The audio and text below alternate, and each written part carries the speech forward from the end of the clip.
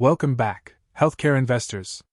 Today, we're diving deep into the pharmaceutical industry, analyzing four major players that dominate this space: AbbVie, Johnson & Johnson, Eli Lilly, and Merck. These companies bring unique strengths and challenges to the market, and we're here to break them down metric by metric to uncover the story behind the numbers. Let's start with the price-to-earnings ratio, a key metric that tells us how much investors are willing to pay for each dollar of earnings. AbbVie currently trades at a trailing P of 18.17, above its 5-year average of 11.94, signaling that investors have become more optimistic about its earnings potential. Its forward P of 13.37 suggests moderate growth expectations. Johnson & Johnson has a trailing P of 15.23, slightly below its 5-year average of 16.86, implying a fair valuation.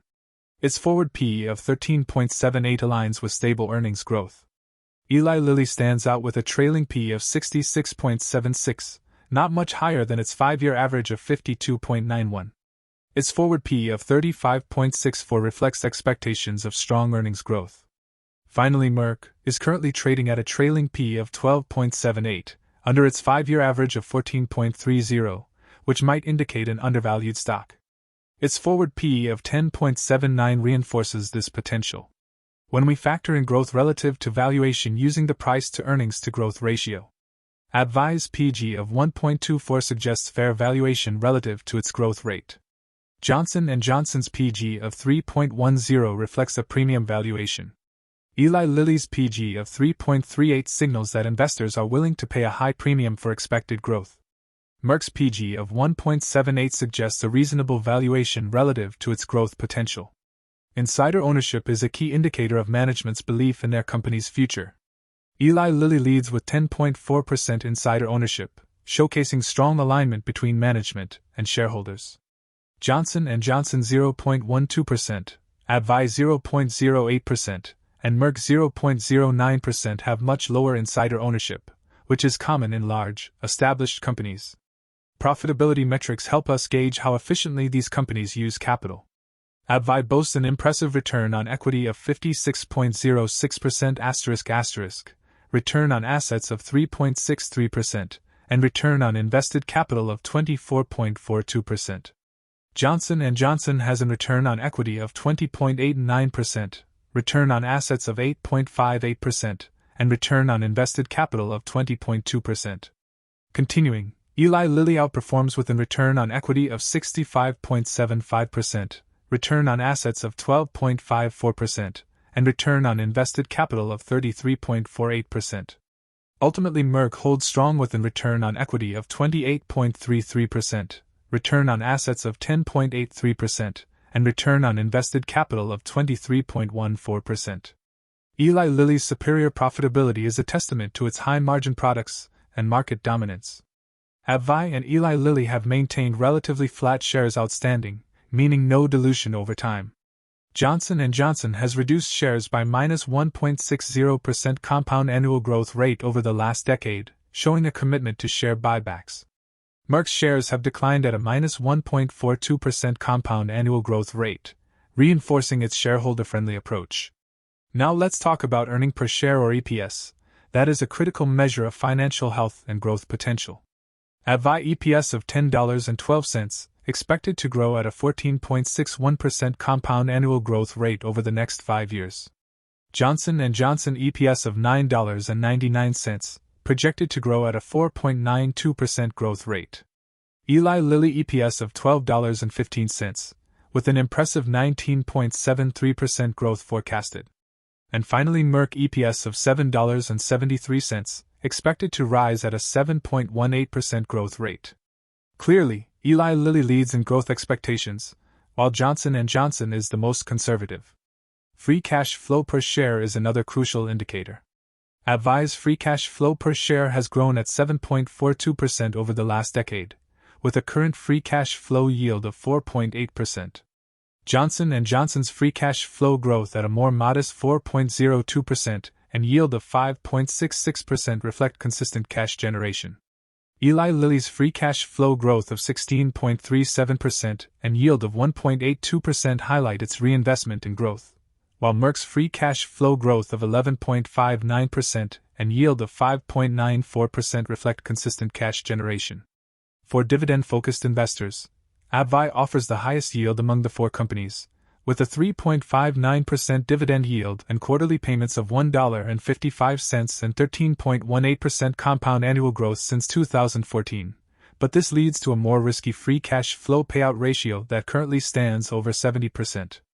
Merck offers a close yield of 3.28%, but in this case hasn't had an impressive dividend growth rate of double-digit over the last decade. Johnson & Johnson also offers a dividend yield over 3% and 5.79% compound annual growth rate over the last decade.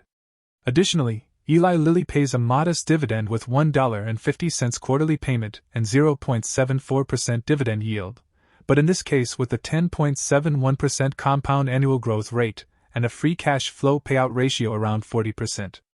Continuing with margin ratios, operating margin and profit margin that are key indicators of a company's efficiency and profitability. Eli Lilly excels with a 35.33% operating margin and 20.48% profit margin. AbbVie's margins, at 29.61% and 7.54%, reflect heavy investment in growth, but an improvement is necessary in the near future if the company wants to compete with other drug manufacturers. Johnson & Johnson shines with a 23.66% operating margin and 15.84% profit margin. Finally, Merck, with 23% and 19.32%, highlights strong profitability in a competitive market. AbbVie, Eli Lilly, and Merck show strong positive revenue and earnings evolution, reflected in their market performance relative to the XLV healthcare ETF, except Merck, who lagged far behind them. In contrast, Johnson & Johnson has experienced flat revenue growth but still very close to the ETF in total returns during the last 5 years. Debt is an important consideration when evaluating a company's financial health. Johnson & Johnson demonstrates low leverage with a debt/EBITDA and debt/FCF of 1.14 and 1.41, respectively. Eli Lilly also balances moderate leverage at 2.02 and 1.80, respectively. Merck, with 1.82 and 2.36, highlights excellent financial discipline. Finally, AbbVie, at 3.26 and 3.80, reflects higher debt due to aggressive research into new medicaments, and to be more cautious if in the future is not able to reduce this high level, or there is a change in free cash flow growth. When looking at stock price performance over the last 52 weeks, AbbVie's price grew slightly by 11.86%. Eli Lilly gained 25.63%, reflecting growth optimism.